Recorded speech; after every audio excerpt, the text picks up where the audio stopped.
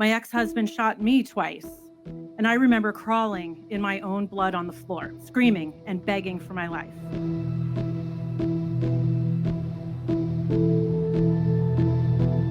"1.2 miles that direction from Congress, I was shot down while walking home. And when that bullet hit me, I was raced to the hospital, literally bleeding to death. And I wasn't met by my nurses. I wasn't met by my surgeon. I was met by police officers that criminalized me as I was fighting for my life.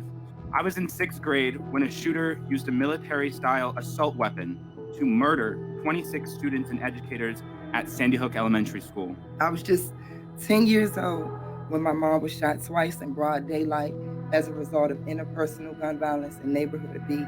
My killer exploited our nation's lax gun laws and killed our daughter with a weapon that belongs on a battlefield, not in civilized society. 554 American women are shot and killed by their romantic partners every single year, on average.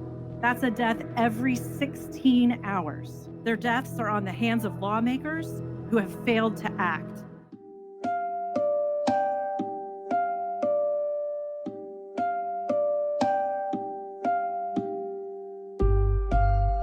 Madam Speaker, Madam Vice President, members of Congress, particularly Senators Mitt Romney and Mike Lee, I'm not the only young person who was robbed of their childhood because you have refused to end gun violence. We are not going anywhere until you do your job. 3 million American children each year will lose their innocence because they have witnessed or seen some form of gun violence during their childhoods. This pandemic requires more than a mask and social distance. 6 feet won't be enough, considering that an AR-15 can hit you from 1,500 feet away.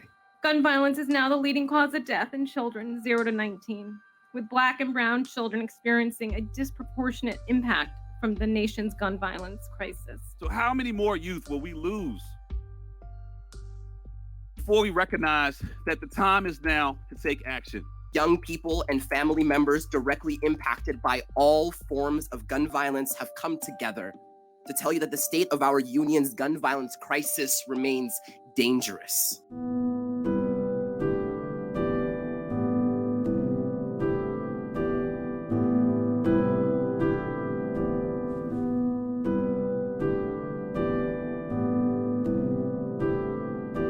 It changes everything about you.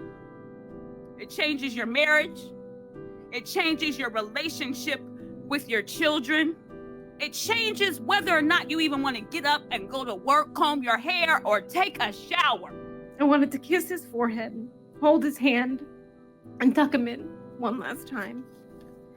Instead, I walked out of the hospital while my beautiful boy was being wheeled to the morgue.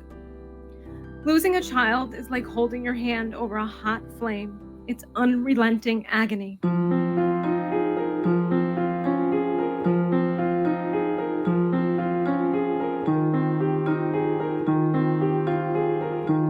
Inaction is undermining our futures. Inaction is leaving children parentless. Inaction is leaving parents childless and destroying entire communities of people.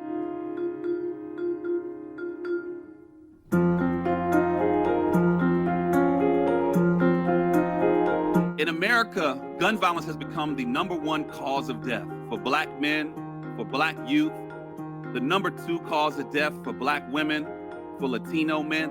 And ever since that fateful day for me, on April 21st in 2013, over 800,000 people have been impacted by this crisis. Members of Congress, your failure to end gun violence has forced an entire generation of kids to grow up with anxiety, depression, and fear. It has created a country in which too many Americans respond to the pandemic by rushing out and purchasing guns, putting themselves and their loved ones at greater risk of injury or death.